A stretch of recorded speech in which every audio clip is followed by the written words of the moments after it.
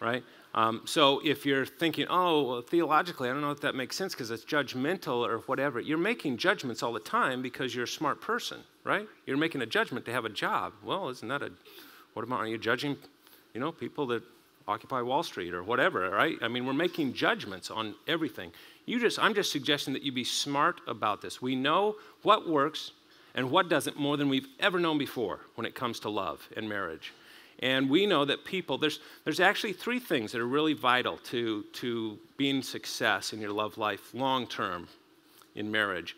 One is being matched well. We know that impacts things, and so that's why the list is important, right? And we've known that for a long time. There's even an old song, you guys, Smokey Robinson, way, way back. You got to sing it for us. I can sing it in just a minute. Yeah, you got a band, and I'll give it a try. Get it out here. If you dance, I'll sing. And you got to shop around, right? And so anyway, and you're going to talk more about this, I know, in the second hour.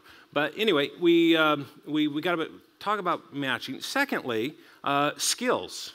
We know that certain skills are required: communication skills, conflict management skills, emotional. Managing your anger is an important skill. Managing money. All kinds of skills. I mean, just lists and lists of important skills that go into a relationship. And then the third thing is kind of a new path, at least in our research, and we're not seeing anybody else do this, is your attitude toward the relationship itself. And we know that for people between the ages of 18 and 30, there are 5 distinct attitudes that they have toward marriage. And I'll give them to you real fast. This comes from some research that we did with more than 3,000 people across the country. They call me our heart charts. These are the 5 attitudes: resolute heart, rational heart, romantic heart, restless heart, and reluctant heart.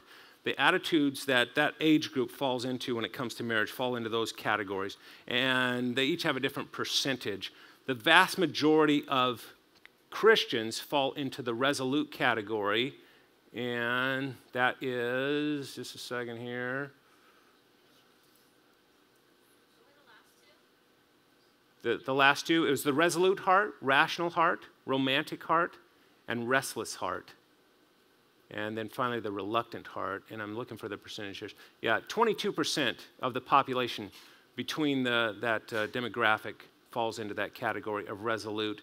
And then the second most popular among Christians is the romantic, and more females fall into that, as you might guess, than men.